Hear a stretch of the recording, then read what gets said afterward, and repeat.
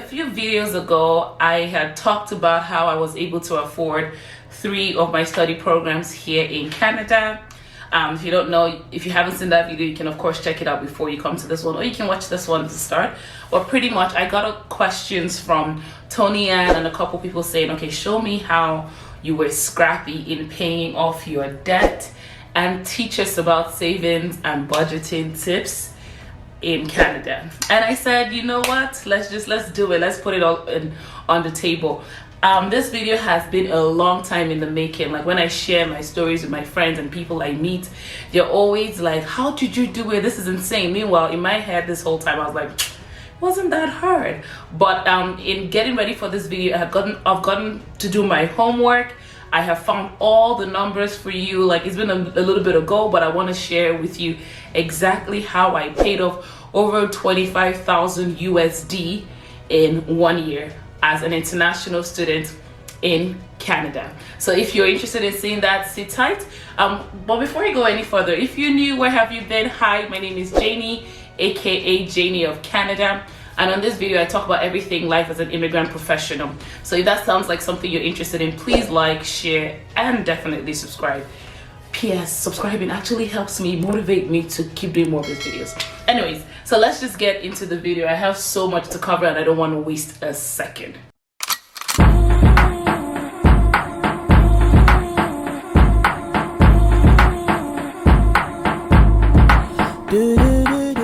And obviously, if you see me looking down, looking at my notes, because everything here is going to be very transparent. This is a very personal video, so yeah, anyways, I have my notes. Let's get into it. Okay, to start, let it be said that I want to just give context. So the year was 2017. At this point, I had done 2 postgraduate certificates, and I've talked about all of that in my channel. Please check out those videos around why and how I did those videos. I'll put some of it in the cards where you see an I, just so you can check that out.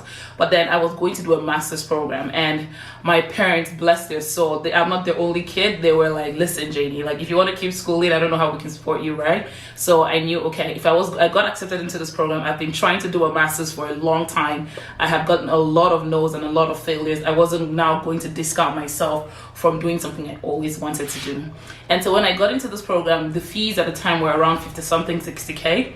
I had saved up a little bit on my own, but then I needed to take a loan. I was lucky to now find out that there was a loan that I could get at the time with a company called Prodigy to pay for this program. I'll put it the picture or something maybe here just to show you how much I got in loan. So I got 24,700 and something USD, but ended up paying 25,842.78 USD in 1 year. So the first thing I would say to you is it is possible. Like whatever you set your mind to, you can definitely achieve.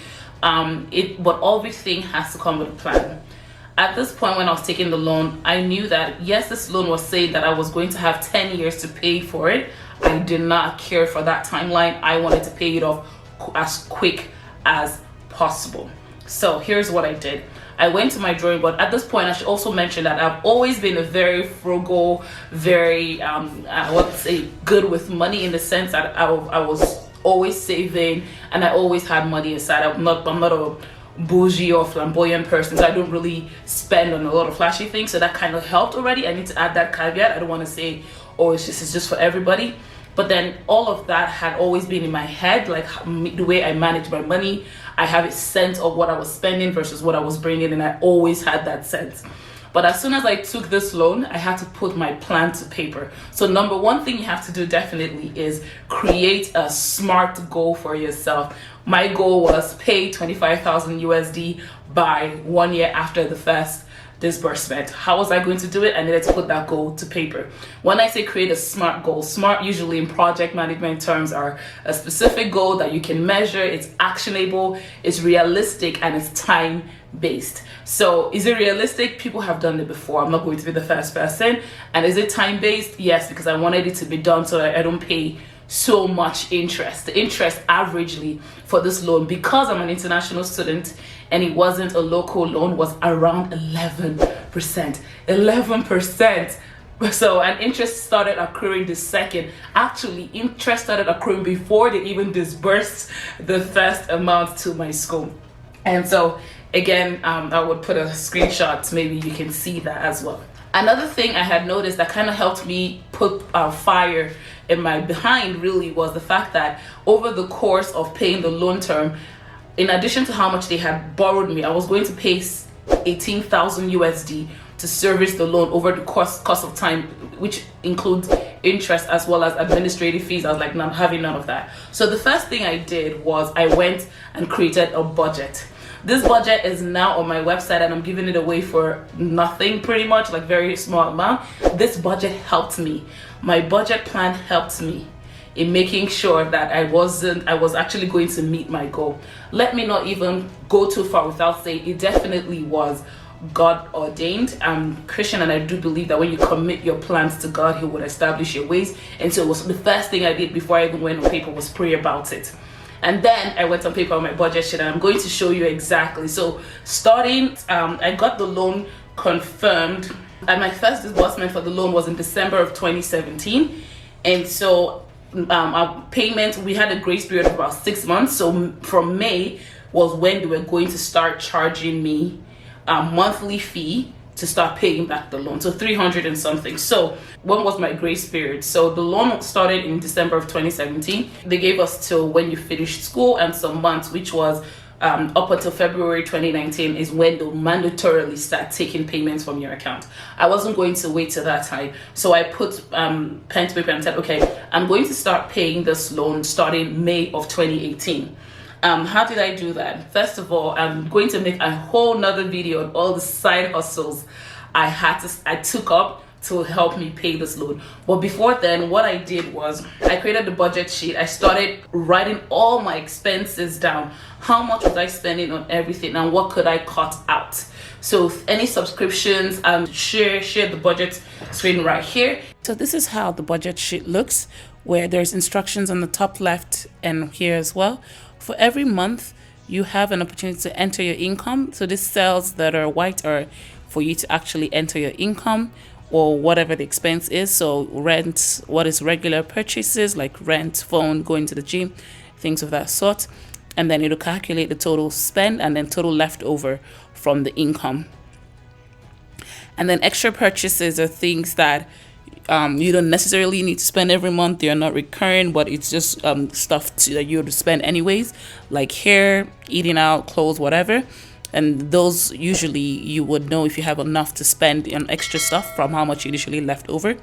And then it'll total the Excel will total how much extra purchases you've spent, and then it'll calculate your total spend, meaning your regular purchases plus your extra purchases. It'll total it in this cell here, and then the total leftover is after all of these expenditures from your income, how much do you have left over?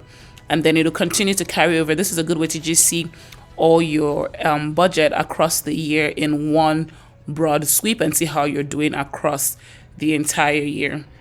And so by the time the first month is over in January or February, by the time you're in February, it is going to carry over this amount plus whatever is left over after it is factored in your income for February and all your expenditures for that month. And so in 2018, when I started paying for my loan, I had started putting in expenses in the month of May. So I was making an average around 3K a month, depending on what month it was, because my income wasn't steady. I was doing internships and side gigs. And so at the end of my, I had to put out the budget together, put everything I was spending together. That's where I said at the end of the year, I was able to carry over 5,900 plus, and that was how much I saved after all my expenditures. And I wouldn't have known this concretely if I didn't put it down on a budget sheet. Okay. Any subscriptions, anything that I wasn't like a necessary item, I was cutting it all off. I wanted to make sure that my income and my savings were making sense. So in every given month, I was making maybe 3K a month, and I'll tell you exactly what I was doing to make about 3K averagely a month, because I wasn't working steadily, but I have part-time side hustles. And I'm going to make a whole video listing exactly all the side hustles. By the time you're watching this, I probably have made it and it'll be in the cards. But I'm a whole video listing all the side hustles I did to help me with this income per month. And so when you take out the bills and everything, I wanted to make sure I was keeping at least 40 to 50%. So I had it on my sheet where 30 to 40%, sorry, was savings from this amount. And that was how at the end of 2018, I was able to save 5,903, which helped me with paying that loan. So my first disbursement, before I get there, let me continue with the budget sheet. So what I did definitely was cut out anything that wasn't necessary, but it's very important to write all your expenses down, because when you don't do that, you don't really know where money is going to. Like when you think about all the Uber Eats or the Netflix and all the small purchases that cost maybe $5, $10, $15, like if you don't realize that those things aggregate, $10 is $100, right? So you have to make sure that you are on it when it comes to writing down all your expenses.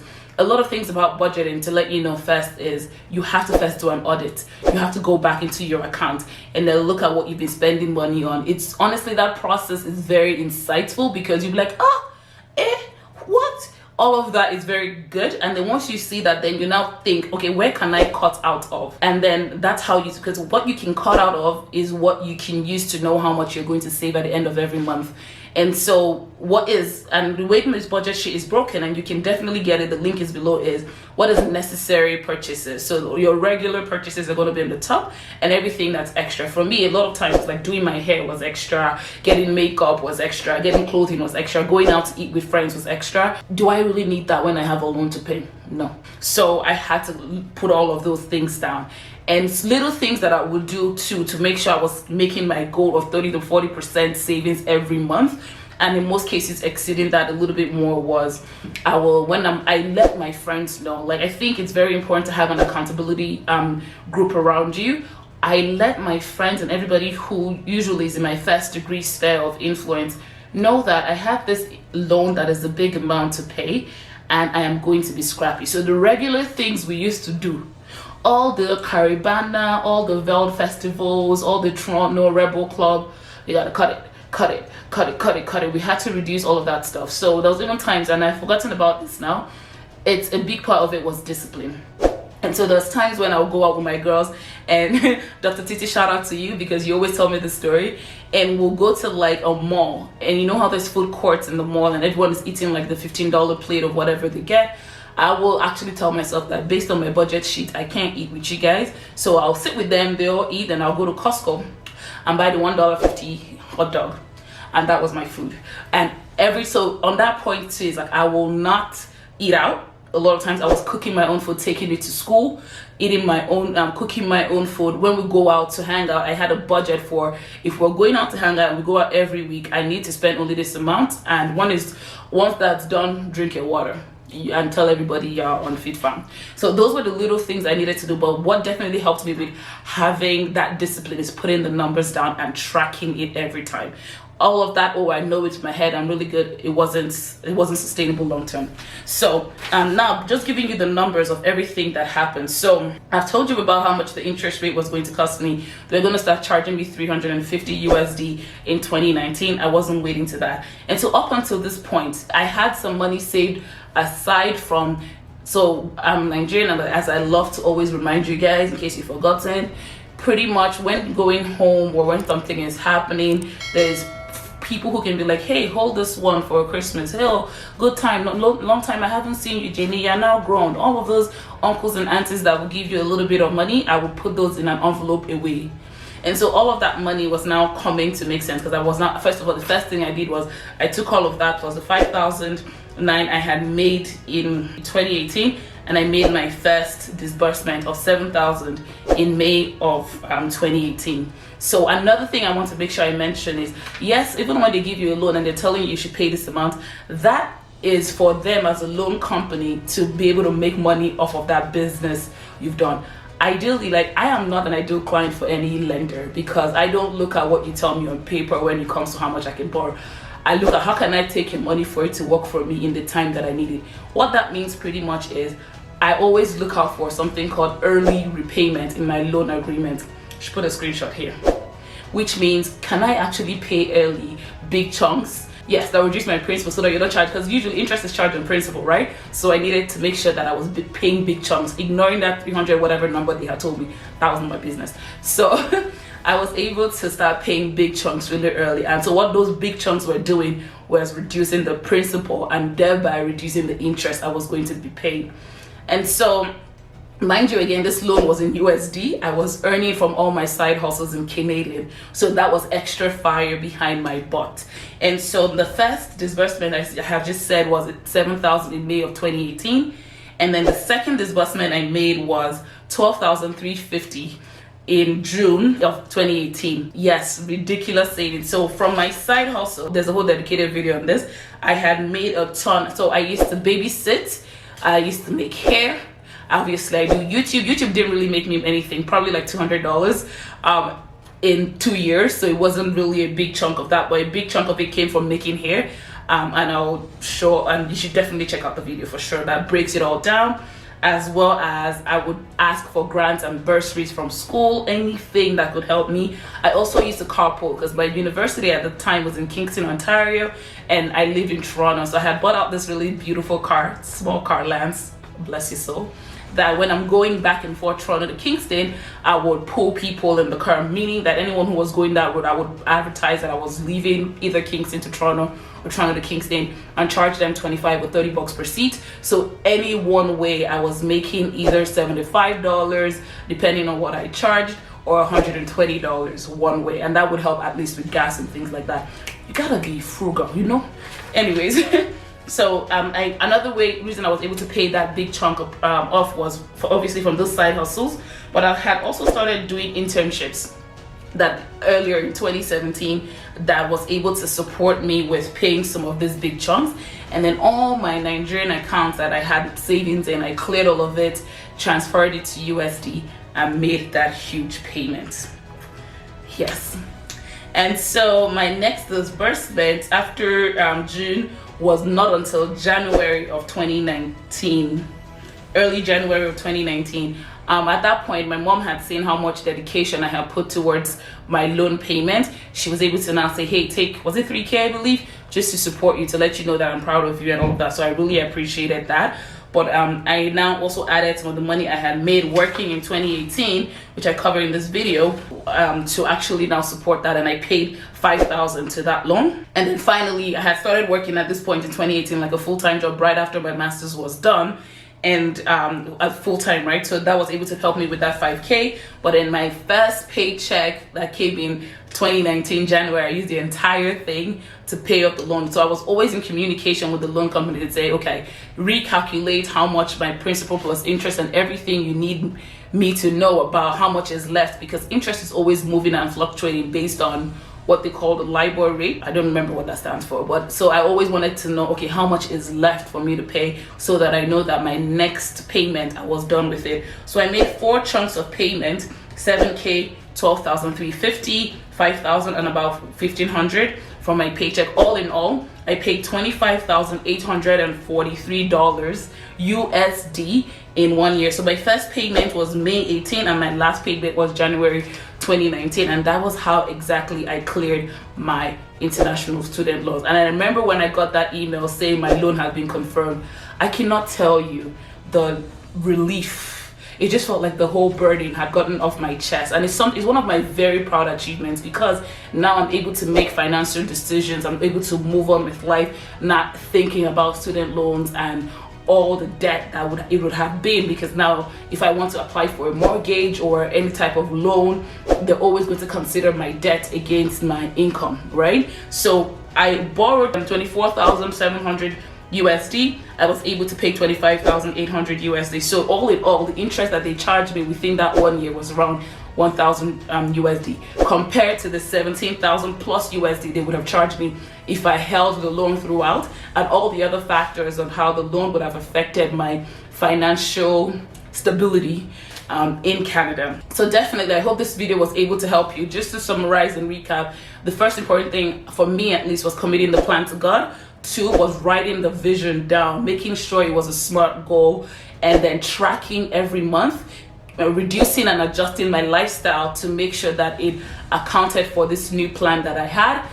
Then definitely being frugal with that. Let me just say it another way: be frugal. Let people around you know, have an accountability group, if you will, so that they can support you, encourage you, and cheer you on. That could be family, those could be friends. I definitely had that, and that kept me going. be in communication with the lender so that you don't think that you're paying the right amount or you're getting in trouble for early repayment, which is something you should definitely look into as well. And then definitely be in communication with the lender to make sure that you're settling your loan as soon as you can. So all in all, I don't think loans are a bad thing. If you have to do what you have to do to get what you want. All the people who told me, oh, taking a master's and taking a loan to do a master's wasn't a good financial decision then, I'm sure if they see me now and what I'm doing with my life and how much I'm making, they would think differently. So you have to know what works for you. And once you feel like that plan can work for you, ignore the naysayers and just focus. And I hope that this video was very inspiring to you and has shown you that if I can do it, you definitely can do it too. Thank you so much for watching. If you liked it, give it a like. If you love it, please subscribe, and I'll see you in the next video. Bye.